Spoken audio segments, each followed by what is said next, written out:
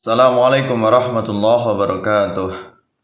Alhamdulillah wassalatu wassalamu ala Rasulillah Muhammad ibn Abdullah. Asyhadu an la ilaha illallah wahdahu la syarikalah wa asyhadu anna Muhammadan abduhu wa rasuluh. Allahumma shalli ala Muhammad wa ala ali Muhammad. Pemirsa yang dirahmati Allah Subhanahu wa taala, mudah-mudahan Anda semuanya sehat walafiat, sehat lahir dan batin, segala aktivitasnya dimudahkan oleh Allah Subhanahu wa taala.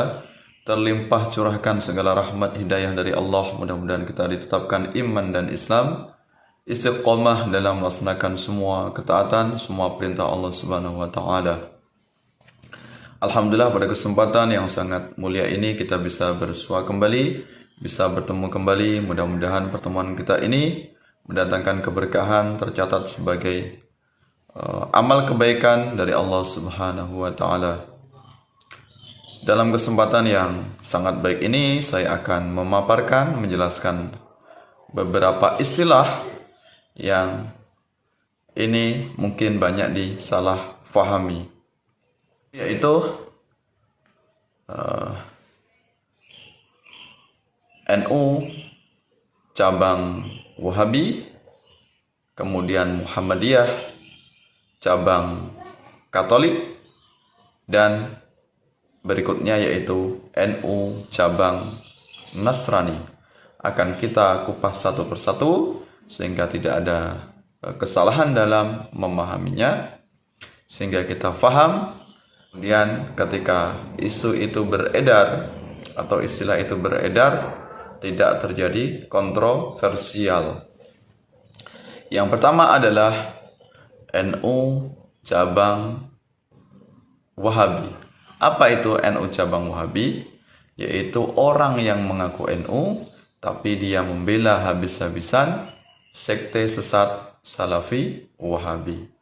Kita tahu Mbah Hashim Asy'ari ini mendirikan Nahdlatul Ulama, diantaranya adalah untuk membongkar, menghalau pergerakan sekte sesat yang di masa itu sudah ada di tanah Jawa, yaitu sekte sesat Salafi Wahabi.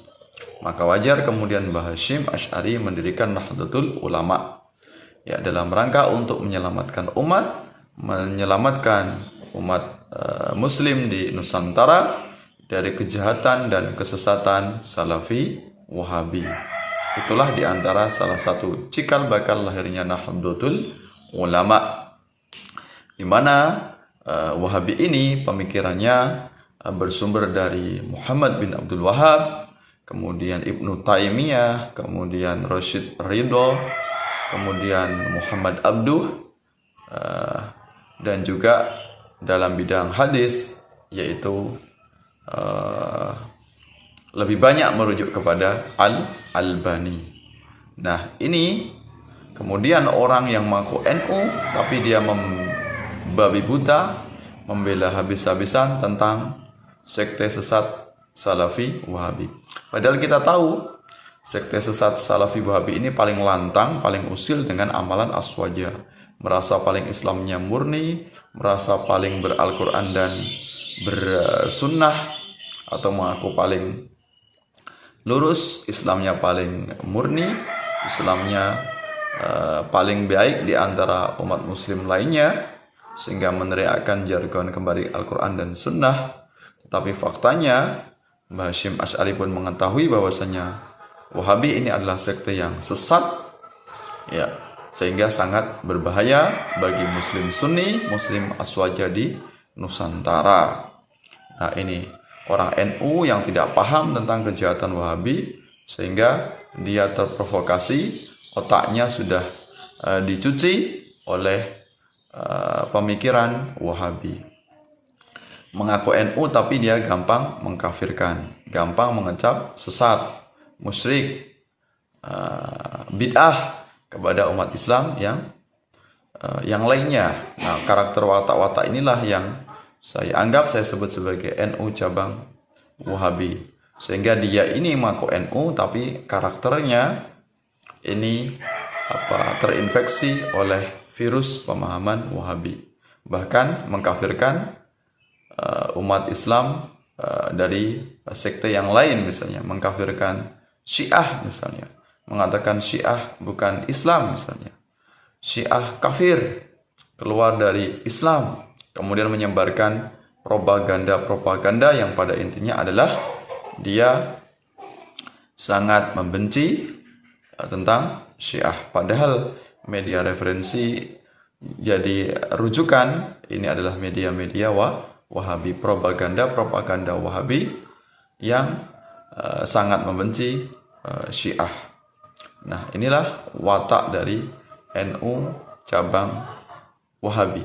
Sebenarnya istilah ini tidak ada, NU tidak pernah membuat cabang untuk Wahabi, tapi memang banyak sekali di akar rumput masyarakat yang dia ini sudah terkontaminasi dengan virus Wahabi.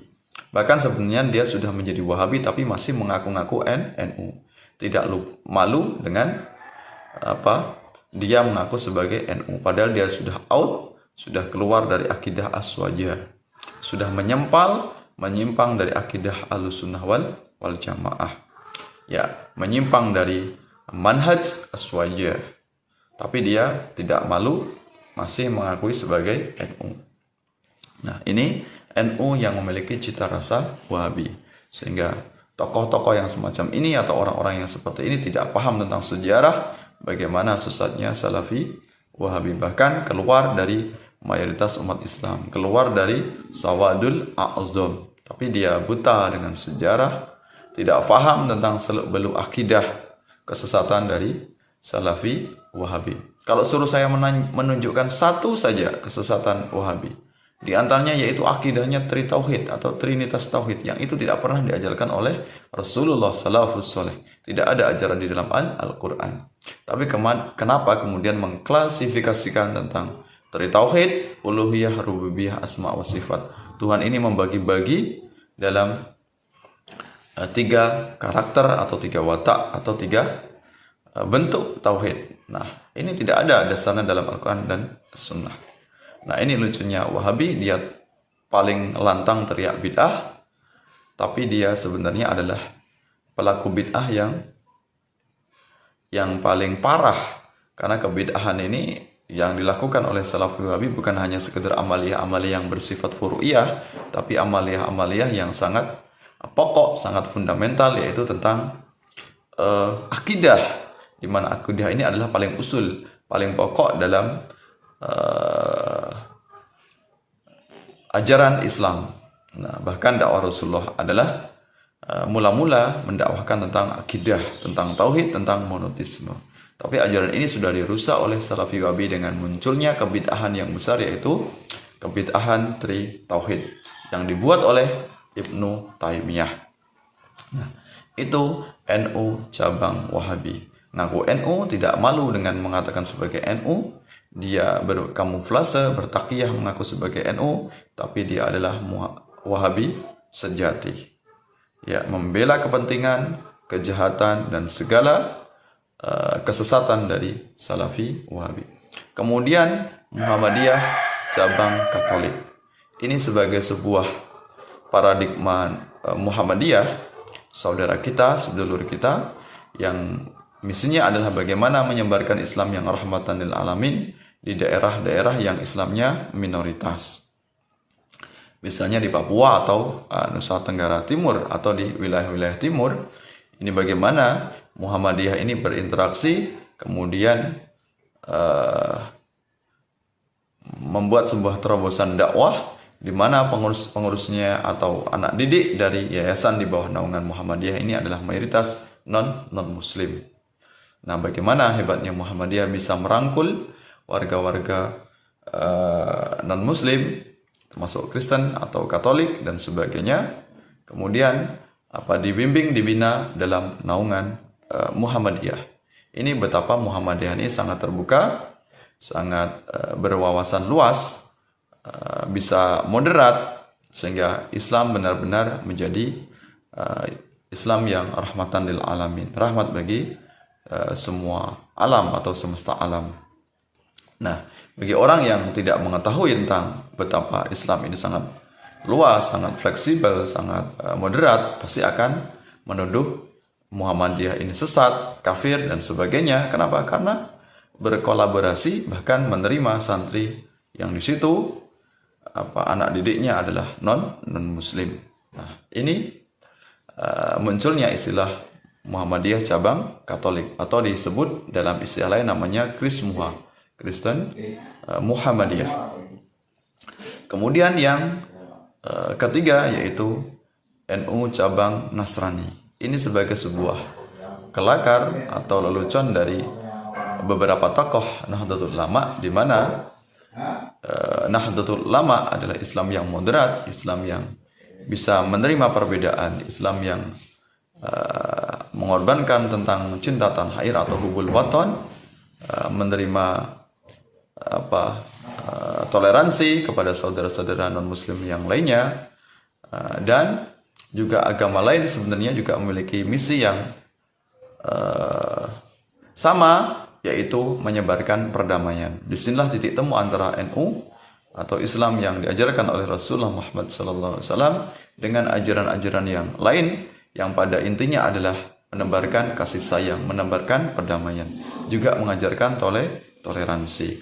Jadi orang yang Nasrani memahami bahwasanya lahirnya NU ini membawa rahmat bagi semua, rahmat bagi Indonesia, juga rahmat bagi seluruh dunia. Sehingga non-muslim, entah itu Kristen, Katolik, Hindu, dan Buddha, memahami bahwasanya Nahdlatul Ulama bukanlah musuh. Sehingga mereka memahami bahwasanya NU adalah mitra bersama.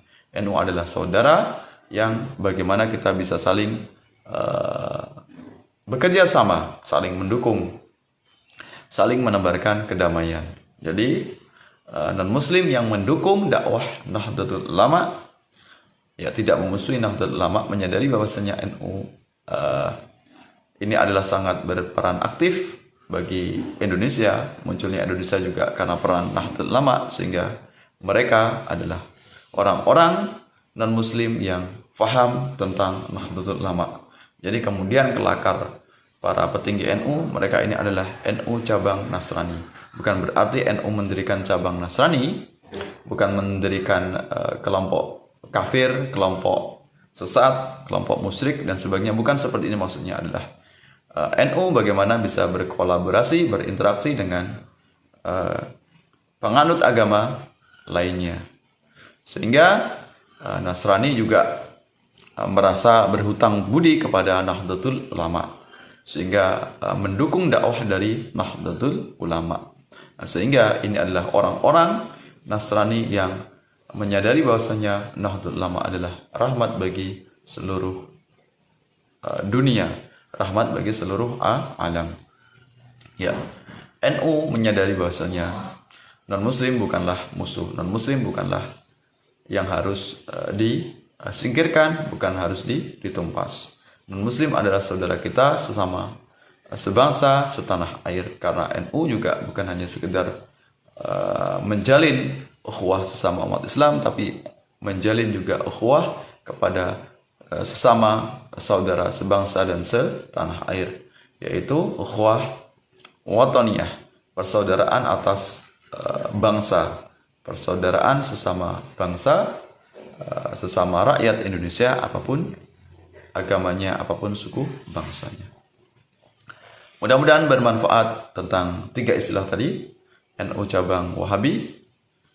Orang NU mengaku NU, tidak malu mengaku sebagai NU, tapi dia sangat membabi buta membela kesesatan Wahabi. Bahkan wataknya, karakternya suka mengkafirkan, teriak-teriak sesat, bid'ah, dan sebagainya. Tapi dia masih mengaku sebagai NU. Kemudian NU Muhammadiyah cabang Katolik, ini adalah dakwah Muhammadiyah kepada kelompok non-muslim, sehingga Muhammadiyah bisa diterima oleh banyak halayak, diterima oleh banyak masyarakat. Ya. Kemudian yang ketiga adalah NU cabang Nasrani. Ya. NU yang difahami oleh kelompok non-muslim atau kelompok Nasrani, sehingga NU bukanlah musuh, tapi adalah sebagai saudara setanah air, orang non-muslim yang mendukung dakwah dari Nahdlatul Ulama.